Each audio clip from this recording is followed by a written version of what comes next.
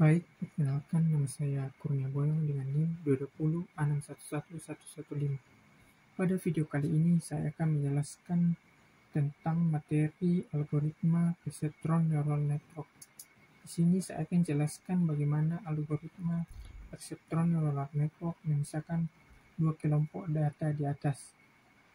Yang pertama yang kita lakukan yaitu menentukan nilai bobot dan bias. Di sini kita set nilai bobot dan bias sama dengan 0. Kemudian kita men-set nilai learning rate yaitu sama dengan 1 dan fungsi aktivitas sama dengan 0,2. Di sini yang pertama kita akan menghitung nilai inputannya. Dan sebelumnya itu kita akan memasukkan nilai bobot yaitu 0 dan finalisasi inputan dari neuron dari tabel yang data pertama.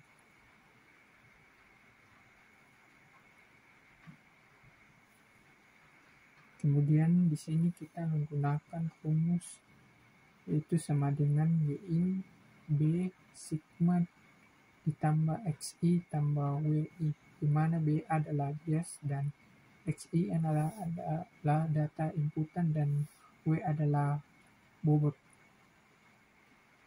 yaitu sama dengan 0 ditambah 1 dikali 0 ditambah 1 ditambah 0 sama dengan 0. Kemudian kita akan menghitung Y out, di mana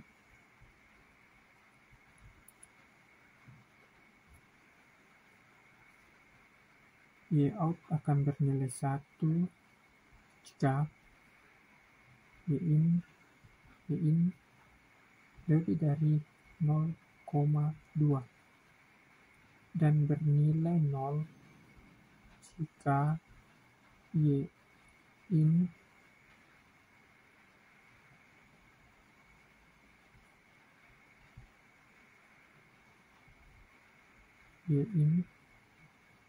kurang dari sama dengan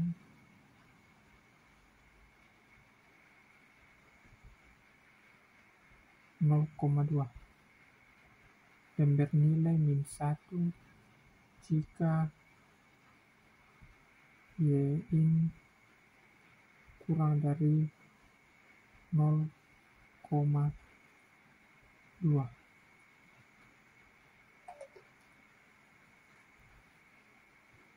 Di sini Y out sama dengan 0.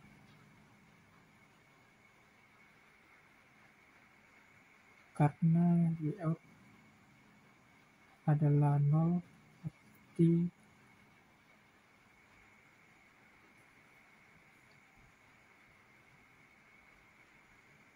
Y out atau inputannya tidak sama dengan target yaitu 1. Maka kita melakukan perubahan nilai bobot yaitu Y aksen sama dengan B tambah A kali T sama dengan 0 tambah 1 dikali 1 sama dengan 1. W aksen sama dengan W I ditambah A kali T kali X sama dengan 0 tambah 1 kali 1 dikali 1 sama dengan 0 tambah 1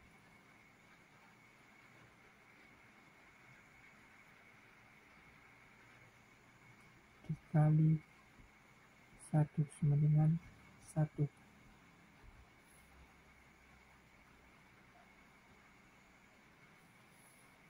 Dan inilah hasil dari perubahan bobot. Kemudian kita melangkah ke data yang kedua,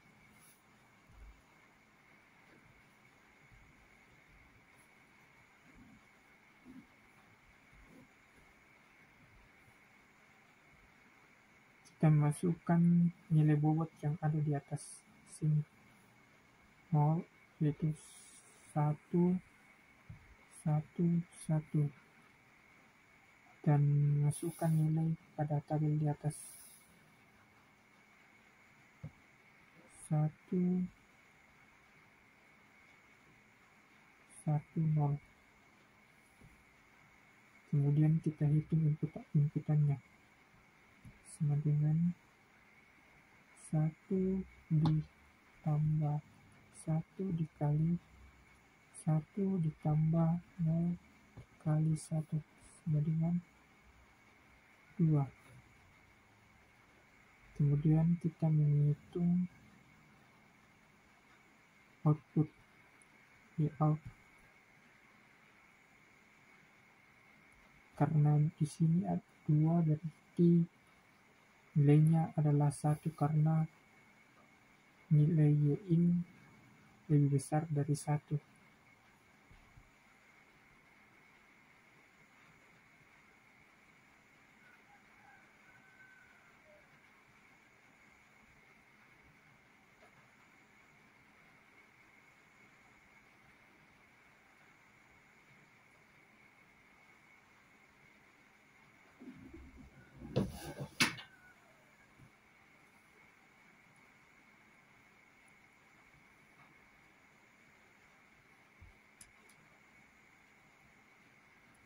Karena di sini nilai Y-nya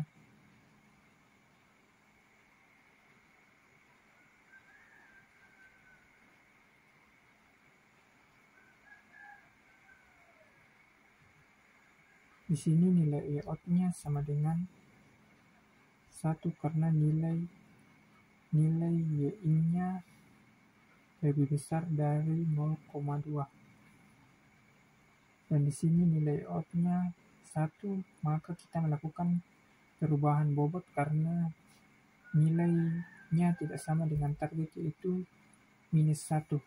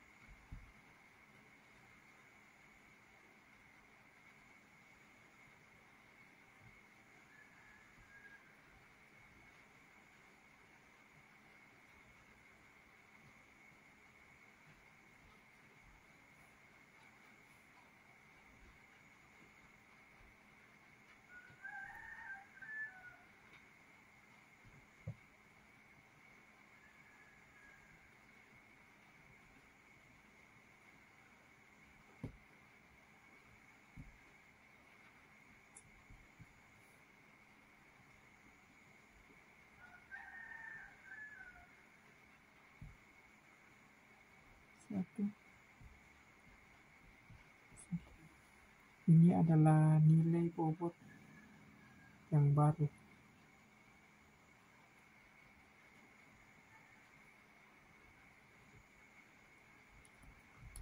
Kemudian kita akan pindah ke data yang ini, data yang ketiga.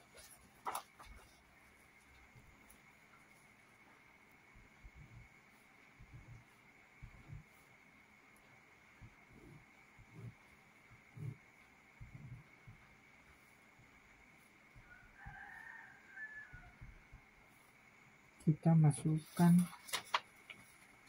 nilai bobot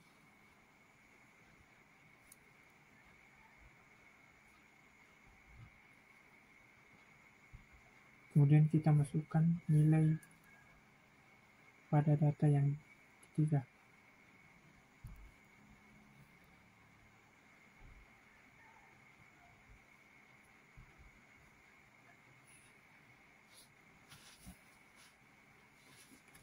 Kemudian kita hitung inputannya,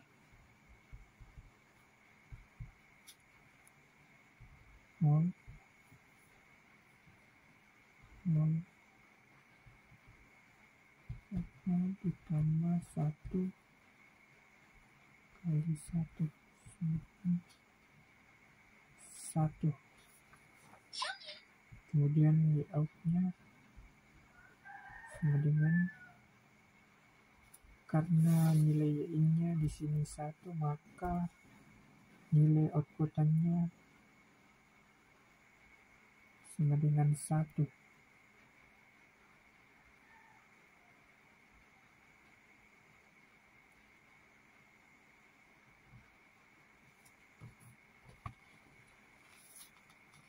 Karena di sini nilai outputnya 1 dan tidak sama dengan nilai yang target yaitu -1, maka kita melakukan perubahan bobot.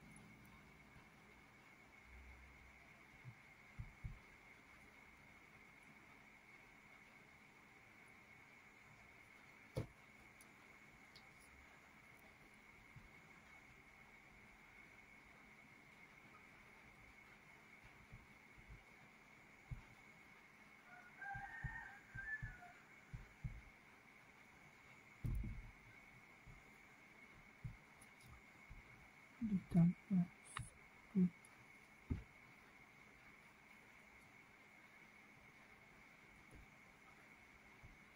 kali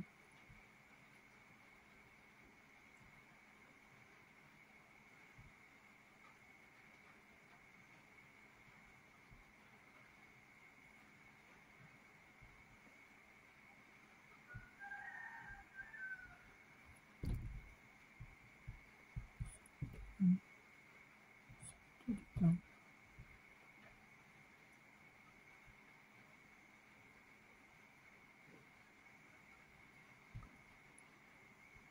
1,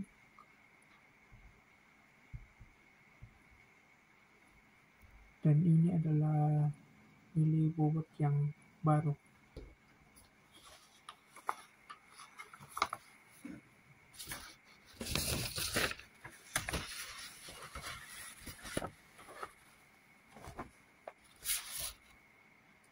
Kemudian kita pindah ke data yang keempat.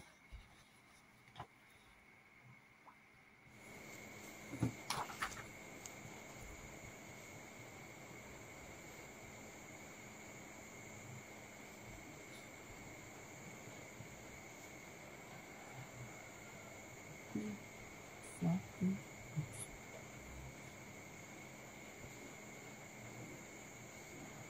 Ini kita masukkan nilai bobot yang ada di atas.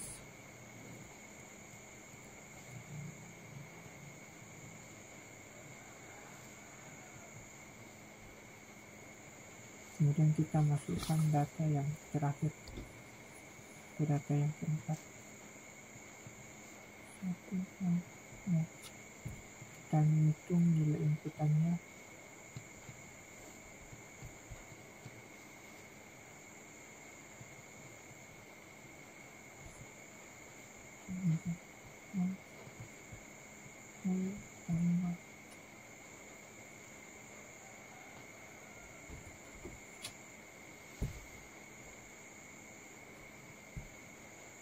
Perubahan nilai bobot pertama itu 1, 1, 1. Kemudian perubahan yang kedua 0, 0, 1. Kemudian perubahan yang ketiga min 1, 0, 0. Dan yang terakhir tidak terjadi perubahan bobot, maka kita akan lanjutkan ke iterasi yang kedua. Saya akan menggunakan aplikasi Microsoft Excel.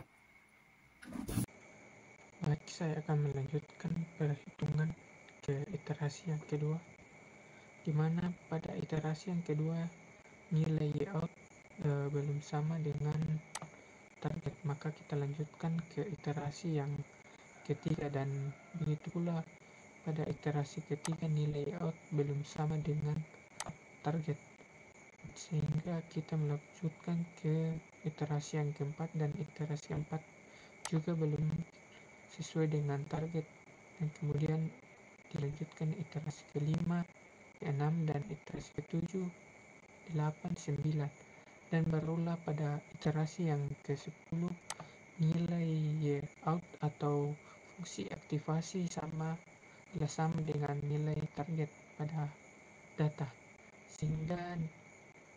sehingga perhitungan telah dihentikan pada iterasi yang ke-10, dan inilah nilai bobot yang baru yang akan digunakan untuk membuat persamaan decision boundary. Yang pertama itu X2 sama dengan 2/3 X1 ditambah 7/2, dan persamaan decision boundary yang kedua yaitu X2 min 2/3 X1 ditambah 19/15. Demikianlah penjelasan saya. Sekian dan terima kasih.